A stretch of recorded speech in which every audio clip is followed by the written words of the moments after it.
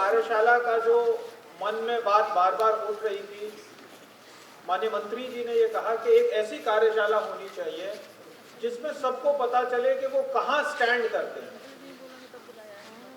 कहाँ वो पिछड़ रहे हैं, कौन अच्छा कर रहा है, क्या अच्छा करने वाले से जो पिछड़ रहे हैं वो सीख सकते हैं, साथ ही साथ सरकार की क्या प्रायोरिटीज हैं वो पता चल सके।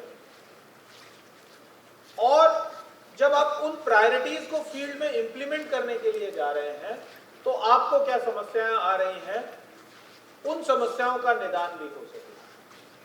ये एक, अब इसको सर हम लोग, जैसा आपका निर्देश था, इसको एक हम मंथली रिचुअल के रूप में अब लेंगे सर, एक मंथली मीटिंग के रूप में होगा और मंथ ऑन मंथ जो प्रोग्रेस होंगी, मंथ ऑन मंथ जो आदमी पिछड़ रहा है उसको अपनी कार्यशैली में सुधार लाना होगा और हम चाहेंगे कि वो स्वतः इसमें सुधार लाएं और अगर नहीं हो पाता है तो उस केस के अंदर फिर हम लोगों को कार्रवाई इत्यादि के बारे में भी सोचना होगा। लेकिन बहुत महत्वपूर्ण है कि सबसे पहले आने वाले समय के लिए जो बिहार में अर्बनाइजेशन है, इसका जो तैयारी हम लोग कर रहे हैं, आप अपनी टीम को सुगठित करें, संगठित करें।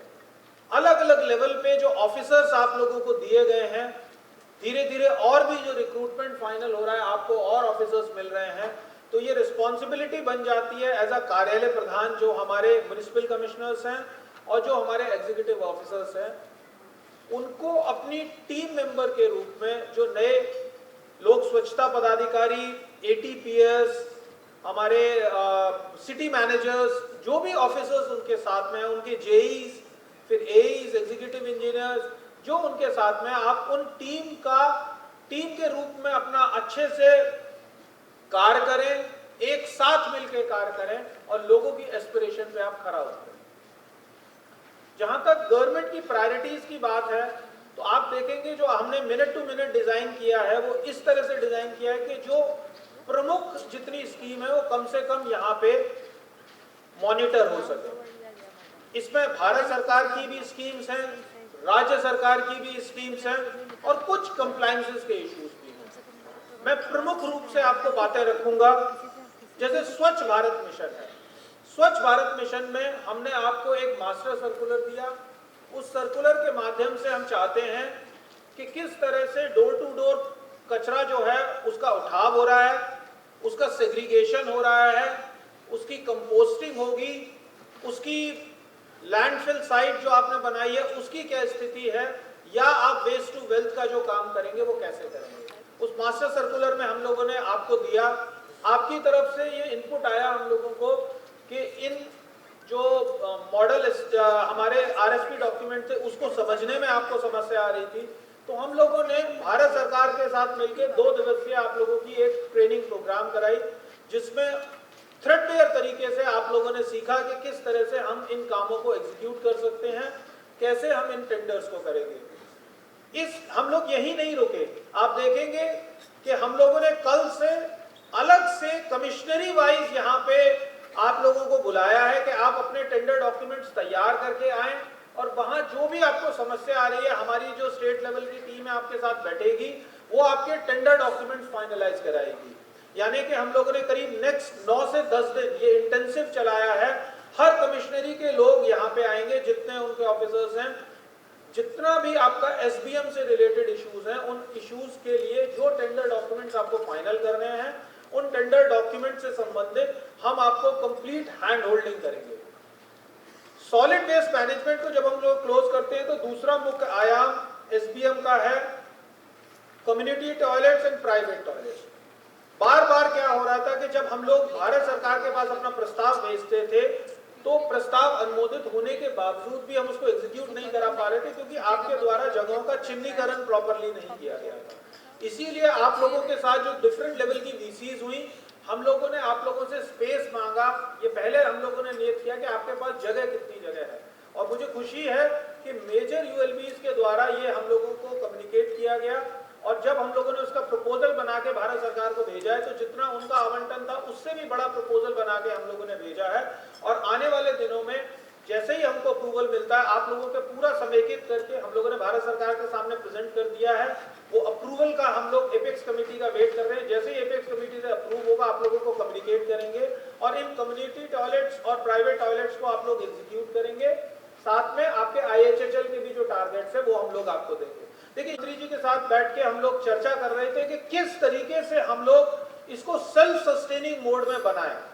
तो हम लोगों ने अलग अलग मॉडल देखे।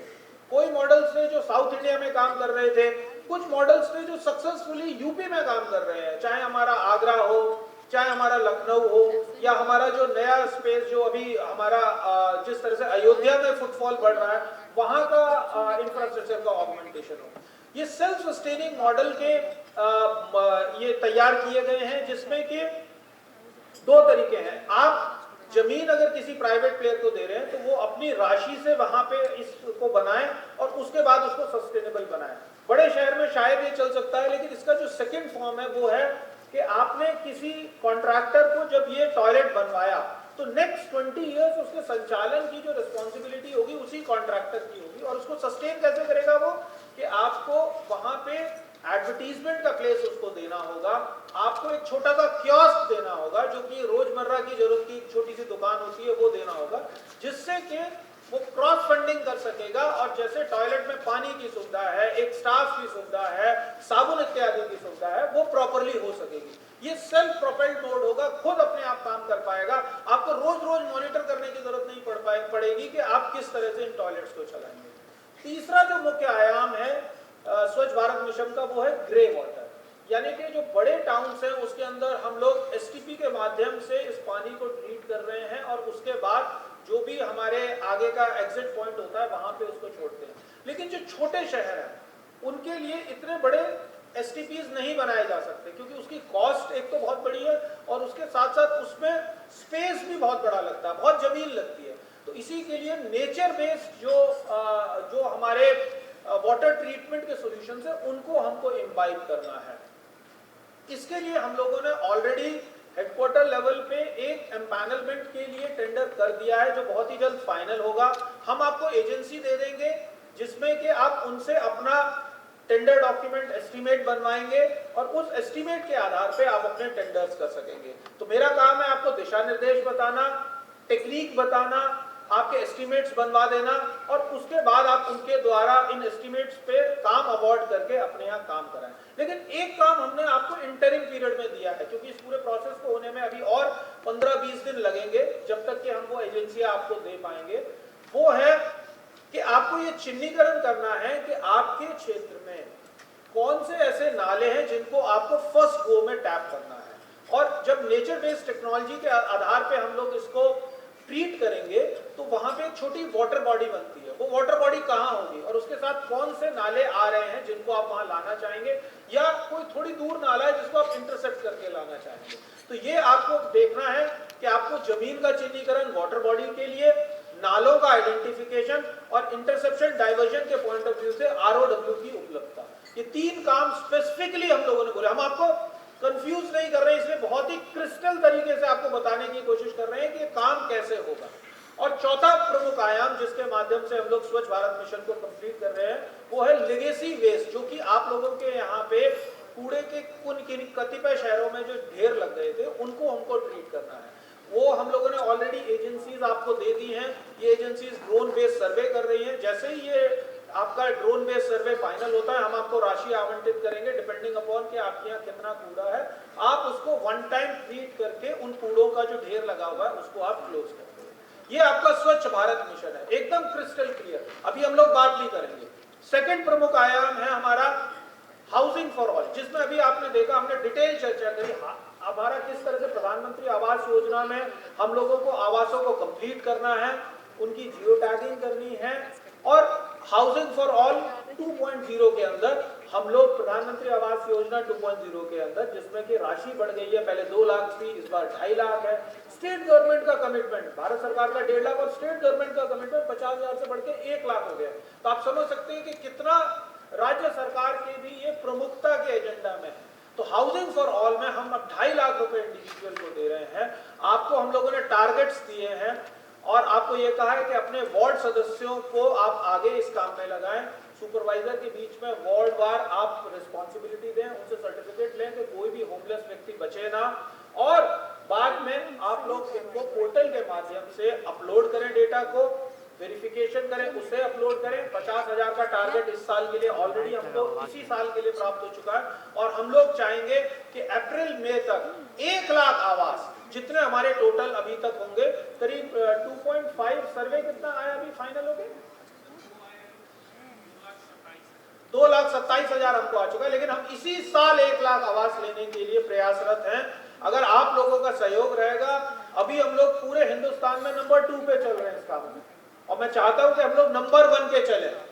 बिहार का नाम यहाँ पे रोशन होना चाहिए कि हम लोग क्या सेंसिटिविटी है, कि वो जो अंतिम पायदान पे जो हमारा व्यक्ति है जिसके पास घर नहीं है, उस सेंसिटिविटी के साथ हमको काम करना है कि उस व्यक्ति को हम लोगों को घर दिलवाना है, एट एनी कॉस्ट दिलवाना है। और हमको अब एक इनोवेटिव भी सोचना होगा, जिसके पास घर है, जिसके पास जमीन है, उसके लिए तो हम हाउसिंग फॉर ऑल में जा रहे हैं, लेकिन हम लोग हेडक्वार्टर लेवल पे अपनी जो हाउसिंग फॉर ऑल की पॉलिसी थी उसको भी हम लोग अपडेट करने की कोशिश कर रहे हैं कि किस तरह से क्या हम लोगों को कोई जमीन, सरकारी जमीन है, उस पर बना सकते हैं मल्टी स्टोरी, क्या हम कुछ जमीन को एक्वायर करके उसके आधार पर जा सकते हैं। क्योंकि एक समस्या हम लोगों को टसल दिखता है, जो गरीब व्यक्ति है वो अपना जो काम का स्पॉट है उससे बहुत दूर जाना नहीं चाहता। अगर आप उसे कहेंगे 4 किलोमीटर 5 किलोमीटर दूर जाके आप ये नए आवास लीजिए, तो वो नहीं जाना चाहता है।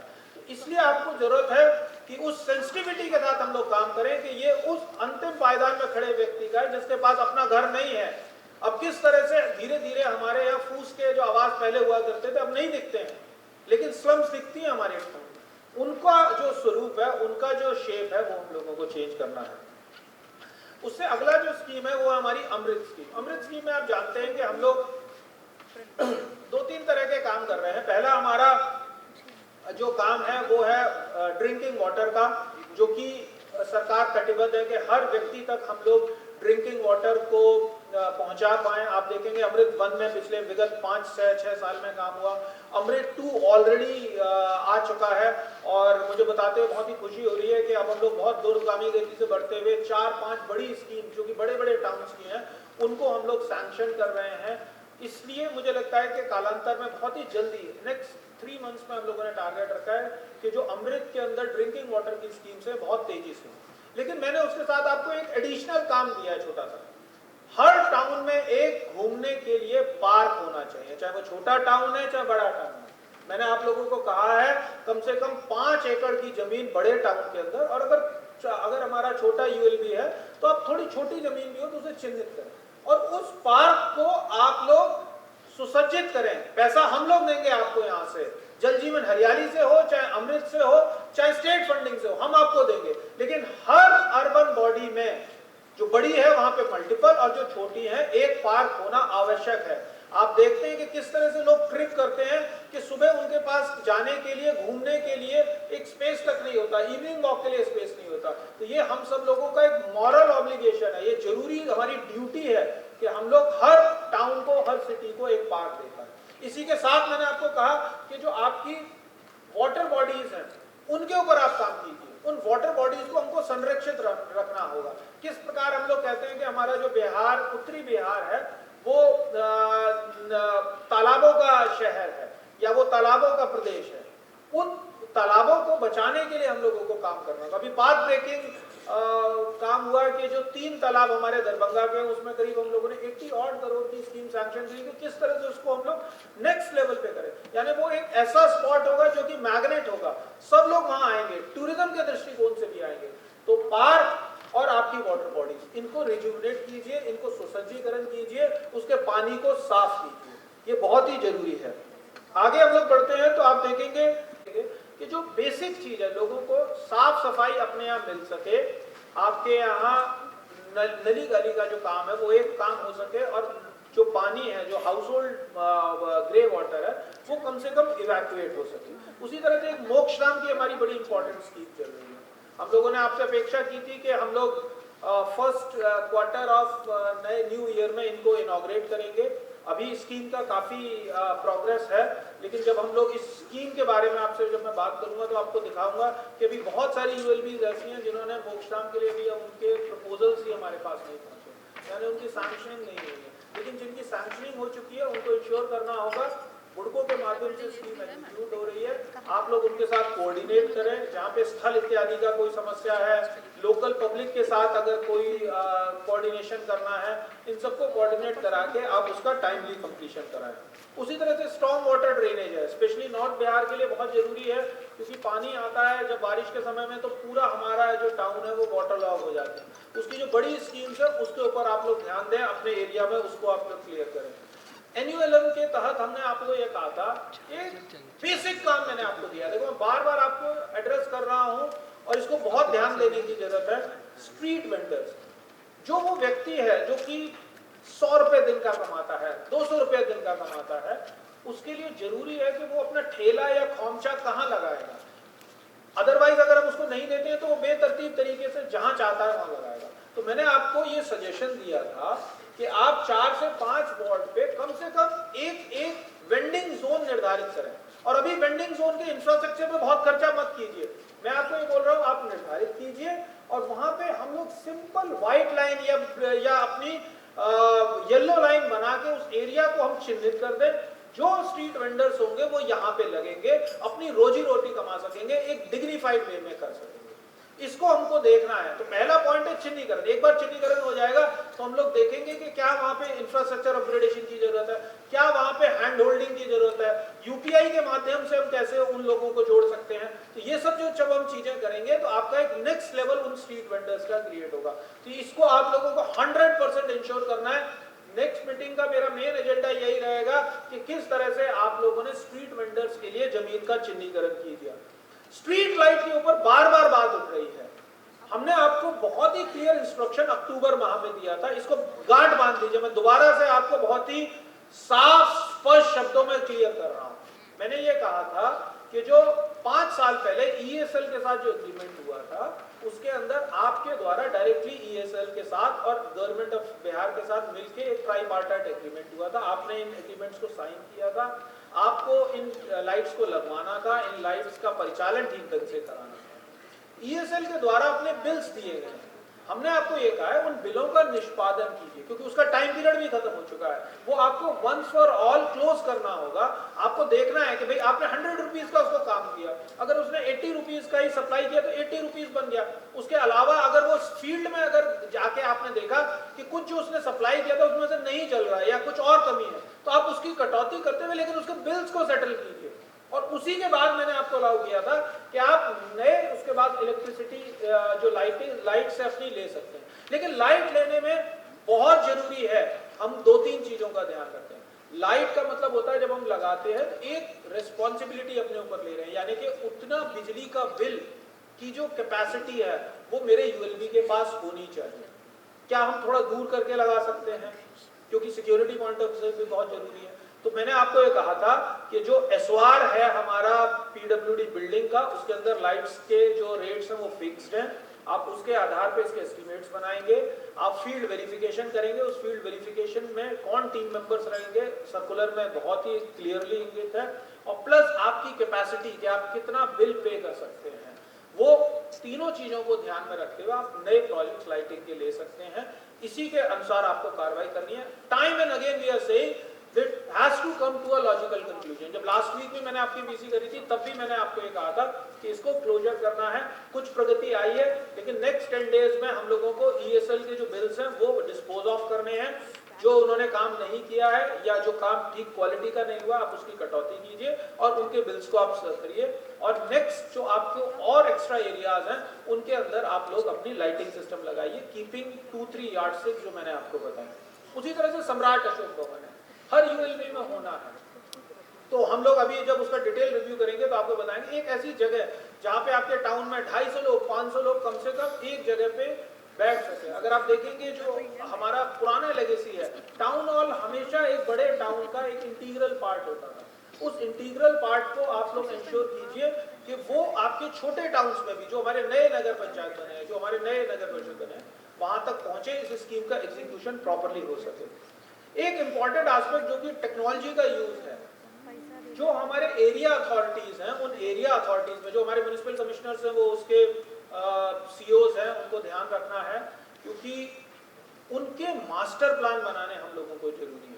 सारे कॉन्ट्रैक्ट्स हमने अवार्ड कर दिए हैं, एजेंसी ऑलरेडी मोबिलाइज्ड है, आपके यहाँ काम कर रही है। आपको जो हम लोगों ने ATPS ऑफिसर्स दिए हैं आपके यहाँ, वो 2-2, 3-3 ऑफिसर्स में टैब हैं, लेकिन उनका आप लोग यूटिलाइजेशन कीजिए, उनको यहाँ पे प्रॉपर तरीके से ट्रेनिंग दी गई है।